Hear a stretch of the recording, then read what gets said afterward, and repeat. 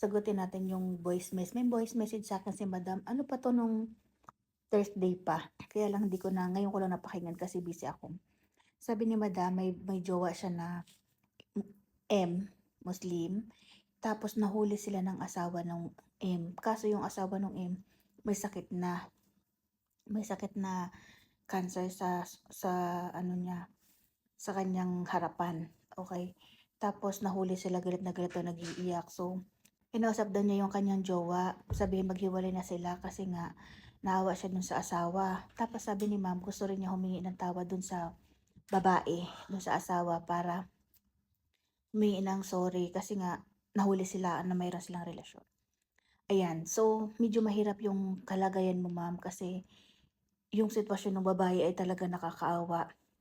Ang masasabi ko sa'yo ma'am, kasi sabi ni madam tourist daw yun dun, papauwi lang din daw sa India after sometimes, 1 month lang. Kung ako sa'yo ma'am, ang ako nasa kalagayan mo ako, kasi pala ito pa, sabi pa nung Indiano kasi nga siya, puwede siyang pakasalan, papakasalan daw siya. Kung ako sa'yo ma'am, ang mabuting gawin mo is kausapin mo yung dahil nahuli naman na kayo, okey? Kausapin mo yung asawa, humingi ka ng tawad sa kanya. Kasi may sakit na siya, kawawa din naman. Humingi ka ng tawad sa kanya, tapos ano, sabihin mo sa kanya na pamahal ka na, ganito, ganyan. Pero sabihin mo sa kanya na na tawag dito, yung kung hinihiwalayan mo na rin naman, sabihin mo gano'n.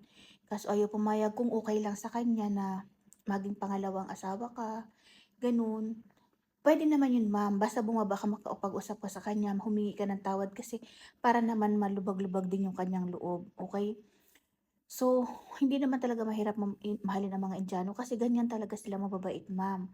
Tapos sabihin mo dun sa jowa mo, tulungan ka na kausapin, humingi kayo ng tawad. Kasi 'di ba may sakit na siya, para hindi niya yan dadalhin kung ano man ang mangyari sa kanya. At saka mag-ingat ka, lagi kang maging aware.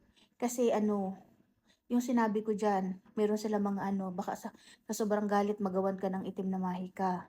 Kaya kailangan mag-ingat ka, kailangan aware ka, full support, ganyan. Pag may nararamdaman ka, talagang dapat anuhin. Pero ano, yung kalagayan mo kasi ma'am, kakaiba yan sa lahat kasi nahuli kayo ano. Pero sa kanila kasi sa mga puwede kasi sa kanila magdalawang asawa. Oo, hindi ka basta-basta diyan mapapahamak maliban na lang kung itim na mahik ka. Kasi puwede nilang ilaban kung papayagan nung unang asawa. Mas magandang kausapin yung unang asawa, humingi kayo ng tawad at humingi kayo ng permiso na pakasalan ka para maging maayos yung relasyon ninyo. Kasi matured naman na yun, nasaktan lang talaga siya kasi siyempre kahit sino ma'am sa sitwasyon na may sakit siya, sabi mo nga may sakit siya sa harapan niya na cancer, tapos biglang malalaman yung asawa nila may iba, sa gano'ng edad pa, ay masakit yun. So, ang dapat yung gawin ng ang jowa mo ay lumapit kayo sa kanya, humingi kayo, dalawa ang dapat yung gawin. Number one, humingi kayo ng tawad at humingi kayo ng permiso na na payagan kayong magpakasal. At sabihin mo, mangako ka na hindi hindi hindi mo siya agawin. Totally, gano'n. Natutulungan mo rin yung jowa mo na para mapagamot siya, mapagaling siya, gano'n. Kasi kasi ma'am sa sitwasyon talaga nung asawa sobrang sakit kasi kahit sinong sitwasyon 'to, yun nga wala kang sakit, 'pag nalaman mong niloloko ka ng asawa, lalo na kung nalaman mong nung may sakit ka pa, gano'n. Ang gawin niyo ma'am, lumapit kayo sa kanya, magpakumbaba kayo, humingi kayo ng tawad dun sa asawa at humingi kayo ng permiso na payagan kayong magpakasal. Sabihin mo, "Wag kang mag-alala, hindi ko naman siya agawin sa iyo.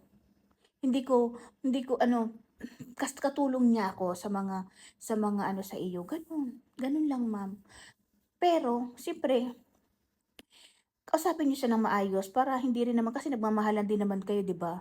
Ako kasi ma'am hindi ako judgmental na tao kasi ngayon, kasi talagang nag-ano surrender ako sa Panginoon. Dati super, feeling ako perfect, gano'n. Pero nung dumaan kasi ako sa mga sakit, sa mga ano, go through, naunawaan ko na wala tayo, kahit sinong tao walang karapatang mag-judge. So ako, yun lang yung masasabi ko para sa aking sarili, kung ako yung nasa sarili mo, kasi mahal mo rin yung lalaki, eh. So ang puwede mo lang gawin diyan, humingi ng una, dapat talaga humingi kayong dalawa ng tawad kasi may sakit siya, kawawa naman siya, number one yun. Pangalawa, humingi kayo ng permiso na makapagpakasal kayo para maayos niyo yung relasyon niyo, gano'n po. Sana katulong.